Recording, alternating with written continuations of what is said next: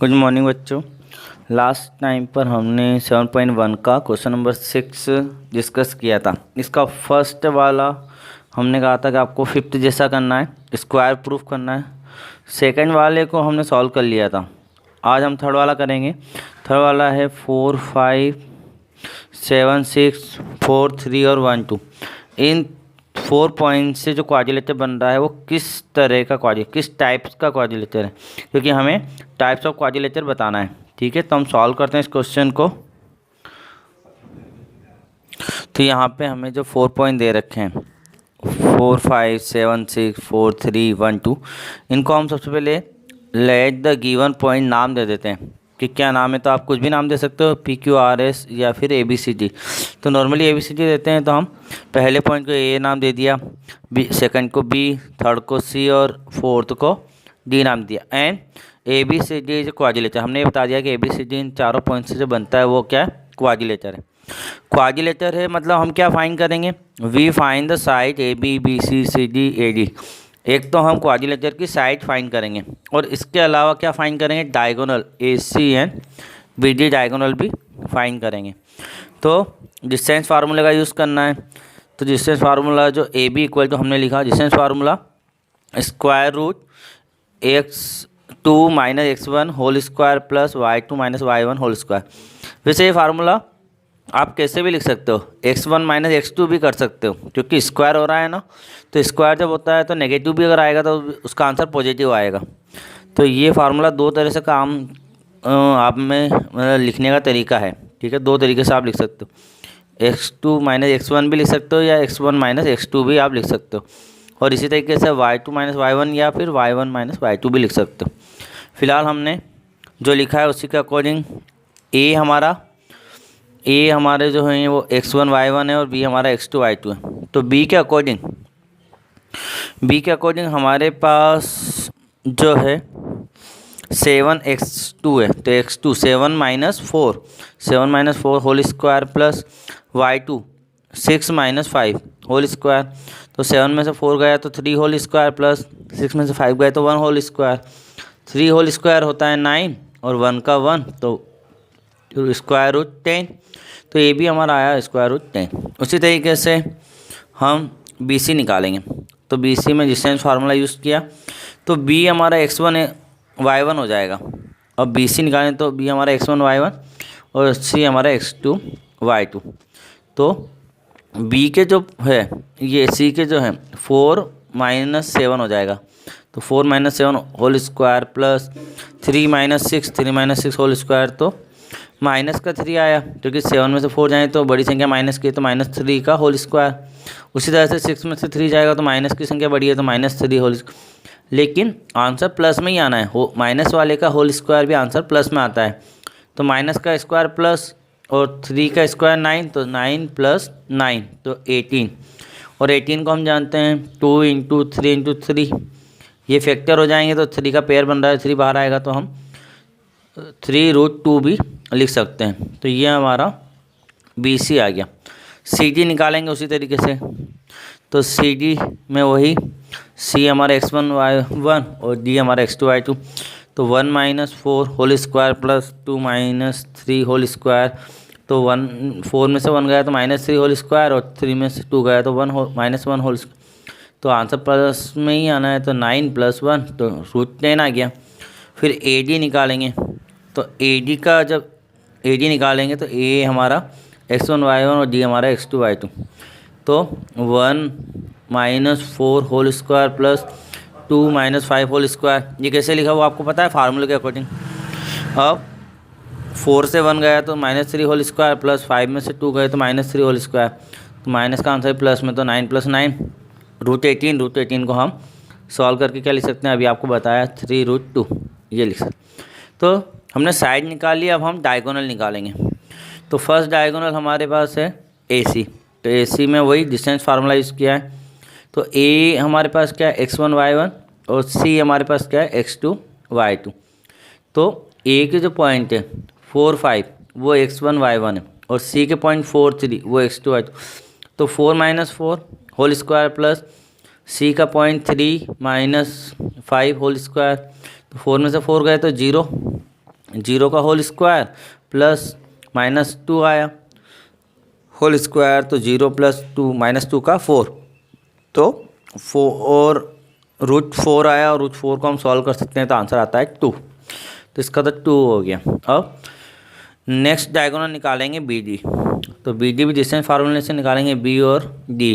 तो 1 - 7 whole square plus 2 - 6 whole square, तो 7 में से 1 गया तो -6 होल स्क्वायर, और 6 में से 2 गए तो -4 होल स्क्वायर।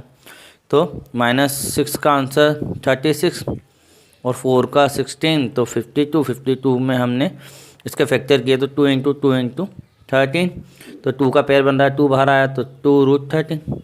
तो यहाँ पे हमने जब सारी चीज़ें निकाल ली तो हम देख रहे हैं here A B equal to C D, मतलब ए बी का जो आंसर आया था, ए बी का आंसर हमारे पास क्या आया था, ए बी का आंसर हमारा √10, और सी डी का भी √10 आया, मतलब √10 इक्वल है, और बी सी और ए डी का आंसर इक्वल है, √3 √2 और 3 √2। तो कहने का मतलब ये है कि यहाँ पर ए बी जो है वो सी डी के इक्वल है और बी सी ए डी के इक्वल है। तो अपोजिट साइड, इनको हम क्या कहेंगे, अपोजिट साइड है, ठीक है। और डायगोनल जो है वो नॉट इक्वल है, डायगोनल आपस में इक्वल नहीं है, क्योंकि एक का आंसर 2 आया और एक का आंसर 2√13 आया। तो हम एक बात जानते हैं कि जब अपोजिट साइड इक्वल होती है और डायगोनल इक्वल नहीं होते हैं तो वो प्रॉपर्टी होती है पैरेललोग्राम की। तो हम यहाँ पे लिखेंगे so opposite side are equal and diagonals are not equal, so it is a parallelogram ABCD, मतलब ये एक पैरेललोग्राम है जिसका नाम है ABCD। तो ये हमारा क्वेश्चन ओवर हो गया, हमने इसको पैरेललोग्राम प्रूफ कर दिया। तो बच्चों नेक्स्ट क्वेश्चन सॉल्व करते हैं। अच्छा क्वेश्चन है, इंपॉर्टेंट क्वेश्चन है, क्वेश्चन नंबर 7 क्वेश्चन है, find the point on the x axis which is the equip distance from 2 - 5 and -2 9। तो यहाँ पर एक्स एक्सिस पर जो पॉइंट है उसकी इक्वल डिस्टेंस है इन दोनों पॉइंट से, तो हमें एक्स पॉइंट को फाइंड करना है, फाइंड द पॉइंट फाइंड करना है।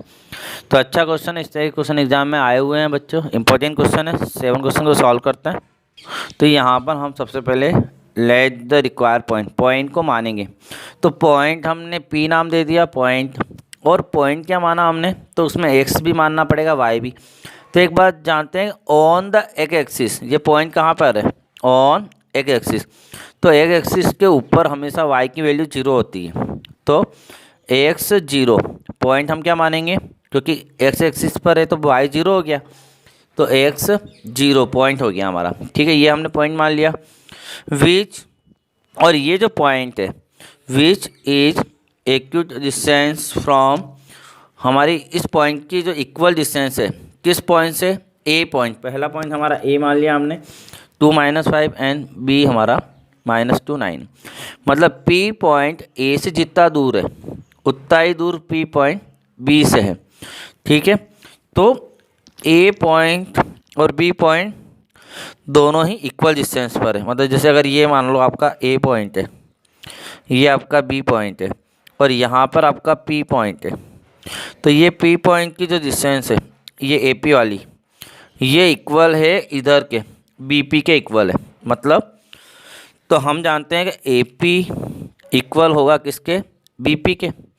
तो हम स्क्वायर भी ले सकते हैं, क्योंकि हमें डिस्टेंस फार्मूला में स्क्वायर रूट लगाने की ज़रूरत नहीं पड़ेगी। तो हम स्क्वायरिंग बोथ द साइड, हमने दोनों का स्क्वायर ले लिया। तो जब हम पी ए का स्क्वायर करेंगे तो पी बी का भी स्क्वायर हो जाएगा। और हम एक बात जानते हैं, तो डिस्टेंस फार्मूला, अगर डिस्टेंस का स्क्वायर हो, डिस्टेंस फार्मूला क्या कहते हैं, डिस्टेंस का अगर स्क्वायर हो तो आपको स्क्वायर रूट लगाने की आवश्यकता नहीं है। तो डिस्टेंस का अगर स्क्वायर फाइंड करना है तो कैसे करोगे, a1 - x1 - x2 whole square plus y1 - y2 whole square. मतलब डिस्टेंस में मैंने कहा ना आपको फार्मूला आप कैसे भी लिख सकते हो, x1 - x2 या x2 - x1, क्योंकि यहाँ पे होल स्क्वायर है तो उससे कोई दिक्कत नहीं आएगी। तो हम क्रम से लेंगे x1 - x2 और y1 - y2, इससे हम सॉल्व कर रहे हैं। तो हमें क्या निकालना है, पी ए निकालना है। पी ए स्क्वायर निकालना। तो P हमारा क्या हुआ x1 y1 और ये हमारा क्या हुआ x2 y2। तो x1 माइनस x2 मतलब P का हमारा x1 क्या है x और A का हमारा क्या है 2। तो x minus 2 whole square plus P का y1 क्या है 0 और माइनस y2। तो y2 हमारा क्या है माइनस में है, तो माइनस और फार्मूले का माइनस, माइनस माइनस क्या होगा प्लस हो जाएगा। तो यहाँ पे जब माइनस हो तो फार्मूले के माइनस से प्लस हो जाएगा और 5 होल स्क्वायर। अब इधर बी पी का होल स्क्वायर निकाल रहे हैं, तो पी हमारा क्या है x1 y1 और बी हमारा क्या है x2 y2। तो अगर आप देखोगे तो x माइनस 2, तो x तो लिखेंगे और ये माइनस जो है ये माइनस और ये वाला माइनस प्लस हो गया, फार्मूला में है ना ये माइनस, तो माइनस और ये वाला माइनस माइनस माइनस क्या होगा प्लस 2 होल स्क्वायर प्लस।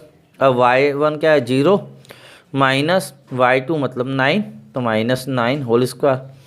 अब दोनों को हम सॉल्व कर रहे हैं। तो यहाँ पर हम एक बार जानते हैं कि यहाँ पे एक आइडेंटिटी लग रही है a माइनस बी का होल स्क्वायर, तो आइडेंटिटी से सॉल्व होगा है ना। ये डायरेक्ट ऐसा नहीं कि x का स्क्वायर सॉल्व कर लो 2 का स्क्वायर सॉल्व कर लो, तो ऐसे नहीं होगा, आइडेंटिटी से सॉल्व होगा। तो हमारी आइडेंटिटी जो लग रही है वो है a माइनस बी का whole square a square minus 2ab plus B square. Identity बच्चों याद होनी चाहिए आपको, क्योंकि ये आइडेंटिटी कभी भी सॉल्यूशन में काम आती है। और a प्लस बी की आइडेंटिटी भी लगेगी यहाँ पे है ना RHS साइड में, तो वहाँ पे लगेगी a square plus 2ab plus B square. तो हम दोनों तरफ आइडेंटिटी लगाते हैं। तो देखो अभी यहाँ पे आइडेंटिटी, यहाँ पे माइनस क्या आइडेंटिटी है, तो a स्क्वायर मतलब x स्क्वायर माइनस 2ab, तो 2 तो फार्मूले का इंटू 2 4 और a x तो minus 4x plus B square मतलब 2 का स्क्वायर 4 प्लस 5 का स्क्वायर हो जाएगा 0 प्लस 5 तो 5 का स्क्वायर। इसी तरीके से यहाँ पे आइडेंटिटी लग गई अभी हमने बताई। तो a स्क्वायर मतलब x स्क्वायर प्लस 2ab, तो 2 फार्मूले का a मतलब x और b मतलब 2, तो 2 में 2 का मल्टीप्लाई होगा तो 4x प्लस 2 का स्क्वायर 4 प्लस माइनस 9 का होल स्क्वायर हो गया। अब x square minus 4x plus 4 5 का square 25 equal x square plus 4x plus 4 plus 9 का स्क्वायर 81, और माइनस का स्क्वायर भी प्लस में ही आएगा क्योंकि माइनस वाले का स्क्वायर हमेशा प्लस में आता है। अब x स्क्वायर तो है माइनस 4x भी है। अब ये 4 प्लस 25 दोनों मिलके क्या हुआ है प्लस 29 हो गए है ना। और उधर से इधर जब आएगा तो सिंबल चेंज हो जाएगा, तो x स्क्वायर जब प्लस का है इधर आके क्या आएगा बना माइनस का, ये 4x प्लस के इधर आके क्या आएगा बने माइनस के, और 4 और 81 क्या हुआ 85, वो इधर आके क्या बने माइनस के इक्वल टू 0। तो x स्क्वायर प्लस का x स्क्वायर माइनस का है तो स्क्वायर से स्क्वायर कैंसिल। अब क्या हुआ, अब हम जानते हैं कि यहाँ पर 4x भी माइनस के हैं और ये 4x भी माइनस के हैं, तो दोनों लाइक है, तो -4 और -4 माइनस का 8 हो जाएगा, दोनों प्लस हो जाएंगे माइनस, तो 8 हो गया और दोनों माइनस के इसलिए माइनस का आंसर। और किसको सॉल्व किया x वाले को, तो -8x आया। फिर 85 माइनस का है और 29 प्लस का है, तो प्लस माइनस क्या होगा माइनस, तो 56 आएगा और ग्रेटर नंबर माइनस का इसलिए माइनस का 56। अब ये 56 इक्वल के दूसरी तरफ जाएगा तो ये काय का होगा प्लस का हो जाएगा। तो ये -8 जो है ये इधर मल्टीप्लाई में है तो ये अपॉन में जाएंगे, तो x इक्वल टू 56 अपॉन -8, तो 8 1 जा 8 8 7 जा 56, तो -7 हमारा x का आंसर आ जाएगा। तो हमारा जो पॉइंट आएगा वो क्या आ जाएगा, there for the required point, क्योंकि x की जगह पे हम -7 लिखेंगे और y तो 0 होगा, तो पॉइंट जो होगा हमारा -7 0। तो ये हमारा क्वेश्चन कंप्लीट हुआ। नेक्स्ट क्वेश्चन 8 क्वेश्चन भी इम्पोर्टेंट है, तो ये 7 8 9 10 ये चारों क्वेश्चन आए हुए हैं एग्जाम में बहुत सारी बार, तो इनको अच्छे से करना है बच्चों आपको। क्वेश्चन नंबर 8 ये जो क्वेश्चन है ये भी इम्पोर्टेंट क्वेश्चन है, 9 और 10 भी इम्पोर्टेंट है बच्चों। तो ये तीनों क्वेश्चन हम नेक्स्ट वीडियो में डिस्कस करेंगे, ठीक है। तो पढ़ाई करते रहें। Thank you very much.